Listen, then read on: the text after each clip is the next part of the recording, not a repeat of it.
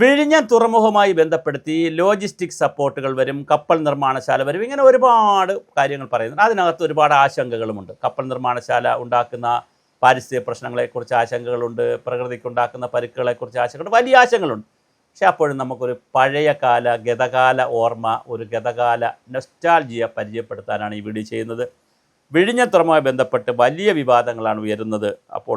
അപ്പോഴും നമ്മൾ ഓർക്കുക, ഒരു കാലഘട്ടത്തിൽ കേരളത്തിൽ കപ്പലുകൾ നിർമ്മിച്ചിരുന്നു. പായ്ക്കപ്പലുകളാണ് നിർമ്മിച്ചിരുന്നത് എന്നേ ഉള്ളൂ. അവ പായ്ക്കപ്പലുകൾ കാലം മാറി. ഇന്നും വിഴിഞ്ഞത്തിൻ്റെ ഗതകാല ചരിത്രം ഇരുൾ മൂടിക്കിടക്കുന്നു. പ്രാചീന കാലത്ത് ഉദയം കൊള്ളുകയും 10ാം നൂറ്റാണ്ടോടുകൂടി അസ്തമിക്കുകയും ചെയ്ത ആയിരാജാക്കന്മാരുടെ സൈനിക കേന്ദ്രമായിരുന്നു വിഴിഞ്ഞമെന്നത് ഒരു വിഭാഗം ചരിത്രകാരന്മാർ അഭിപ്രായപ്പെടുന്നു.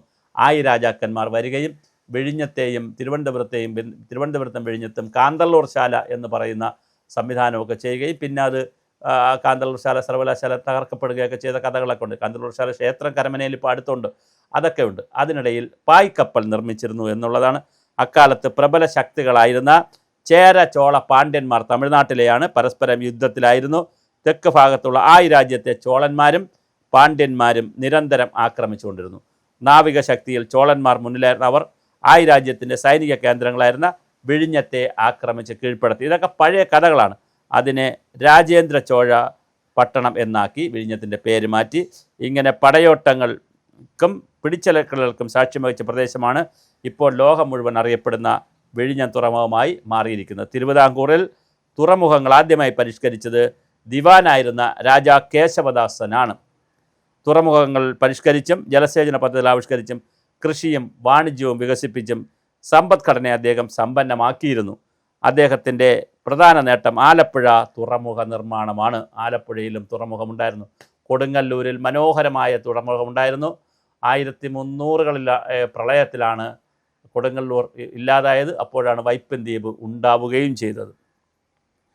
വിഴിഞ്ഞം തുറമുഖം വികസിപ്പിച്ച് കപ്പൽ നിർമ്മാണ കേന്ദ്രവും അദ്ദേഹം തുടങ്ങിയിരുന്നു. രാജാ കേശവദാസൻ തുടങ്ങിയിരുന്നു.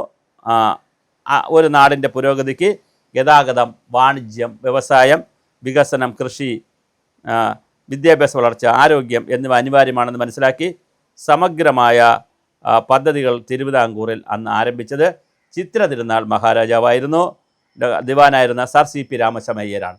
രാമസ്വാമി അയ്യരുടെ എന്താണ് അംഗവിച്ഛേദം നടത്തിയ കഥകളൊക്കെ നമ്മൾ കേട്ടിട്ടുണ്ട്. പക്ഷേങ്കിലും ആ അയ്യരാണ് കേരളത്തിന് അനുകൂലമായി മുല്ലപ്പെരിയാറിൽ വാദിച്ച് അന്ന് ജയിക്കുകയൊക്കെ ചെയ്തത് സർ CP രാമസ്വാമി അയ്യരാണ്. മദ്രാസിൻ്റെ എതിർപ്പ് അവഗണിച്ച് ആദ്യമായി തിരുവിതാംകൂറിൽ സർവകലാശാല സ്ഥാപിക്കൽ, ഗവർണർ ജനറലിനോട് ഏറ്റുമുട്ടി വള നിർമ്മാണശാലയെ FACT സ്ഥാപിച്ചത്, എഞ്ചിനീയറിംഗ് കോളേജ്, മെഡിക്കൽ കോളേജ് ഇവയൊക്കെ സ്ഥാപിച്ച് നിലവിൽ വന്നതിന് ശേഷം അദ്ദേഹം ഒഴിഞ്ഞതിന് ശേഷമാണ് മെഡിക്കൽ കോളേജ് വന്നതെങ്കിലും ഇതിനകത്തെല്ലാം വലിയ പങ്കാണ് അദ്ദേഹത്തിന്. തുടങ്ങി എത്രയെത്ര നേട്ടങ്ങൾ അദ്ദേഹം കൊണ്ടുവന്നു. യഥാർത്ഥത്തിൽ വിഴിഞ്ഞം പദ്ധതിക്ക് തുടക്കം കുറിച്ചത് എന്ന് പറഞ്ഞാൽ സർ CP ആണെന്ന് വേണമെങ്കിൽ നമുക്ക് പറയാം. അത് ഇംഗ്ലണ്ടിൽ നിന്ന് വരുത്തിയ വിദഗ്ധനെ സഹായിക്കാനെ നിയുക്തനെ പൊതുമരാമത്ത് എഞ്ചിനീയർ G ഗോവിന്ദമേനോൻ 104-ാം വയസ്സിൽ 2026 മാർച്ച് 19-നാണ് അന്തരിച്ചത്. അപ്പോൾ നമ്മൾ കപ്പൽ നിർമ്മിച്ചിരുന്ന ഒരു നാടാണ്. പായ്ക്കപ്പലുകളാണ്. ഇന്നത്തെ രീതിയിലുള്ള അത്യാധുനിക കപ്പലുകളല്ല എന്ന് മാത്രമേ ഉള്ളൂ. അപ്പോൾ എന്തായാലും കപ്പൽ നിർമ്മാണശാലയും കേരളത്തിൽ പറയുന്നു. ഇതൊക്കെ വരുന്നു എന്ന് പറയുമ്പോഴും നമ്മൾക്ക് ഒരുപാട് ആശങ്കകളുണ്ട്. കേരളത്തിന് അദാനിക്ക് കൊടുത്ത പോർട്ട് എങ്ങനെ MS കമ്പനിക്ക് മാറി? അത് സ്വാഭാവികമായിട്ട് തമിഴ്നാട്ടിൽ ഇതൊരു മാറ്റം ഇതുപോലെ MSC കമ്പനിക്ക് കൊടുത്തു. ഇവിടെ വിവാദം തർക്കമൊന്നുമില്ല. പക്ഷേ കേരളത്തിന് ഇത് വളരെ കൃത്യമായ ഒരു കിട്ടുന്നു എന്ന് പറയുന്നത് വളരെ കൃത്യമായ പ്രശ്നങ്ങൾ വിവാദങ്ങൾ ഉണ്ടാകുന്നു. ഇപ്പോൾ അദാനി കീഴടങ്ങിയിരിക്കുകയാണ്. അദാനി പറഞ്ഞു, കേരള സർക്കാരിൻ്റെയും ഉന്നതാധികാര സമിതിയുടെയും അനുവാദത്തോടു കൂടി മാത്രമേ ഞങ്ങളുടെ ഷെയർ വിൽക്കുകയുള്ളൂ. ശരിക്കും അവരുടെ ഷെയറാണ് അവർ കൊടുത്തതെന്ന് ആദ്യം പറഞ്ഞു. വാർത്ത വന്നപ്പോൾ വലിയ വാർത്തയായി. മുഖ്യമന്ത്രി VD സതീശൻ അതിനകത്ത് ശക്തമായി ഇടപെട്ടു. അവസാനം ഇപ്പോൾ എടുത്തിരിക്കുന്ന തീരുമാനം, അദാനി ഗ്രൂപ്പ് എടുത്തിരിക്കുന്ന തീരുമാനം ഒരു സമവായത്തിലൂടെ പോവുക എന്നുള്ളതാണ്. അപ്പോൾ ഗവൺമെൻറ് എടുക്കുന്ന തീരുമാനം നിബന്ധനകൾക്ക് വിധേയമായി ഇത് ഷെയർ കൊടുക്കാം എന്നുള്ള രീതിയിൽ സർക്കാരും വന്നിട്ടുണ്ട്. അപ്പോൾ എന്തായാലും രണ്ട് കൂട്ടരും മേശയ്ക്ക് ചുറ്റി വിരിക്കാൻ സാധ്യതയുണ്ട്. അതിനിടയിൽ സംഭവിച്ച കാര്യമാണ് ഞാൻ ഈ സൂചിപ്പിച്ചതുപോലെ ഒരു വിവാദം നമ്മുടെ കേരളത്തിലുണ്ടായി. പിന്നെ കേരളത്തിൽ വിവാദം ഉണ്ടാകുന്നതിൽ വലിയ തർക്കമൊന്നുമില്ല. കാര്യം വിവാദം ഉണ്ടായില്ലെങ്കിൽ കേരളമല്ല എന്നുള്ളൊരു പ്രശ്നമാണ്. ഏത് കാര്യത്തിലും വിവാദമാണ്. നിന്നാൽ വിവാദം, ഇരുന്നാൽ വിവാദം, കിടന്നാൽ വിവാദം, ഉറങ്ങിയാൽ വിവാദം, സകലതിലും നമ്മൾ വിവാദം ഉണ്ടാക്കുന്നതാണ്. നമ്മൾ ഏറ്റവും വലിയ വ്യവസായം വിവാദമാണ്. അത് നമുക്ക് ഒരു പൈസ ചിലവുമില്ല. ഒന്നുകിൽ വാട്സപ്പ് യൂണിവേഴ്സിറ്റി കയറുക, അല്ലെങ്കിൽ ഏതെങ്കിലും ഒരു മീഡിയയുടെ ഒരു കുറ്റി കയ്യിലോട്ട് എടുക്കുക, അല്ലെങ്കിൽ പത്രത്തിൻ്റെ ഒരു പേന എടുക്കുക, അങ്ങോട്ട് എഴുതി പിടിപ്പിക്കുക. അപ്പോൾ വിവാദമായി. ഈ ആരും ഒന്നും പറഞ്ഞില്ലെങ്കിൽ, ഒരാൾ ഒരു കമൻറ്റ് പറഞ്ഞില്ലെങ്കിലും എഴുതുന്ന ആളിൻ്റെ മനോവിലാസം അനുസരിച്ച്, പറയുന്ന ആളുടെ മനോവിലാസം അനുസരിച്ച് ഒരു പദ്ധതി ഇപ്പോൾ വരുമ്പോൾ, അല്ലെങ്കിൽ ഒരു കാര്യം വരുമ്പോൾ ആരും അറിഞ്ഞു കാണത്തില്ല. ആദ്യമായിട്ടായിരിക്കും ഒരു വാർത്ത ചാനൽ പുറത്ത് വിടുന്നത്. പക്ഷേ അപ്പോൾ തന്നെ അവരൊരു വാക്ക് ചേർക്കും, ഈ പദ്ധതി വിവാദമായിരിക്കുന്നു. ഉടൻ തന്നെ അടുത്ത ആളുകൾ ഏറ്റുപിടിക്കും. ഉടനെ തന്നെ ചാനലായി, പത്രമായി, ഫേസ്ബുക്കായി, ഇൻസ്റ്റഗ്രാമായി, വാട്സപ്പായി, യൂണിവേഴ്സിറ്റി ഭയങ്കര സജീവമായി, സോഷ്യൽ മീഡിയ യൂണിവേഴ്സിറ്റി സജീവമായി. പിന്നെ അത് തർക്കമായി, തനിക്കാക്കി, വിടക്കാക്കി, ആടിനെ പട്ടിയാക്കി, പട്ടിയെ പേപ്പട്ടിയാക്കി, പിന്നെ തല്ലിക്കൊല്ലും. ഇതാണ് നമ്മുടെ ഓരോ പദ്ധതികളുടെയും. ലോകത്തെല്ലായിടത്തും എത്രയോ പദ്ധതികൾ വരുന്നു, എത്രയോ സംവിധാനങ്ങൾ നടക്കുന്നു. പക്ഷേ നമ്മൾ അതിനകത്ത് ഭയങ്കര കോഷ്യസാണ്. എന്നാൽ കോഷ്യസായി നമുക്ക് നമ്മുടെ കാട് രക്ഷിക്കാൻ കഴിഞ്ഞോ? നമ്മുടെ വയലുകളെ രക്ഷിക്കാൻ കഴിഞ്ഞോ? എന്തെങ്കിലും രക്ഷിക്കാൻ കഴിഞ്ഞോ? വികസനം കൊണ്ടുവരാൻ കഴിഞ്ഞോ? ഒന്നുമില്ല. നമുക്ക് കൃത്യമായി വികസനം കൊണ്ടുവരാൻ കഴിഞ്ഞുമില്ല. നമ്മുടെ പണം അത്രയും പോയത് കെട്ടിടം നിർമ്മിച്ച് കംപ്ലീറ്റ്, പിന്നെ എന്താ പറയുക, മണലും സിമൻറ്റും കമ്പിയും അതുപോലെ തടിയും ഇഷ്ടികയും എല്ലാം എടുത്ത് കെട്ടിടം വെച്ച് തീർത്ത് കേരളത്തെ ഒരു കോൺക്രീറ്റ് കാടാക്കി എന്നുള്ളതല്ലാതെ നമുക്ക് കാര്യമായ വികസനവും കൊണ്ടുവരാൻ പറ്റിയില്ല. എന്നാൽ പരിസ്ഥിതിയെ സംരക്ഷിച്ചെടുക്കാനും പറ്റിയില്ല. അങ്ങനെ ഒരു വളരെ വൈകൃതമുള്ള ഒരു സമൂഹമായി നമ്മൾ മാറി.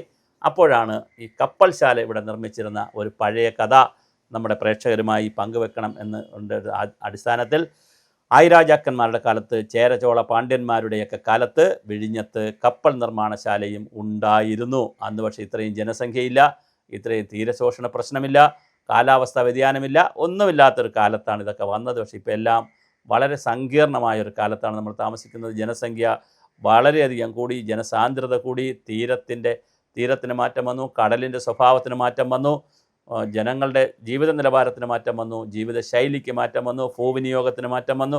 സകല രീതിയിലും സകലതും മാറിയ പുതിയ കാലഘട്ടത്തിൽ ആണ് പുതിയ പ്രോജക്റ്റുകളെക്കുറിച്ച് പറയുമ്പോൾ എൻവയോൺമെൻറ്റ് ഇമ്പാക്റ്റ് അസസ്മെൻറ്റിൻ്റെയും സോഷ്യൽ ഇമ്പാക്റ്റ് അസസ്മെൻറ്റിനെയും കുറിച്ചൊക്കെ വേവലാതിയും ആവലാതിയും വരുന്നത്. അല്ലെങ്കിൽ ഇതൊക്കെ ഒരുപാട് ഭൂമി ഉണ്ടായിരുന്നു, കുറച്ച് ആളുകളുള്ള സമയത്ത് നമുക്ക് എന്തു വേണോ കാട്ടാമായിരുന്നു. പക്ഷേ ഇപ്പോൾ ആളുകൾ കൂടുകയും സ്ഥലം കുറയുകയും വലിയ തിരക്കാവുകയും ചെയ്യുമ്പോൾ സ്വാഭാവികമായും പദ്ധതികൾ വരുമ്പോൾ അതിന് എതിർപ്പുകളും കൂടും എന്നുള്ളതാണ് പുതിയ ചിന്ത.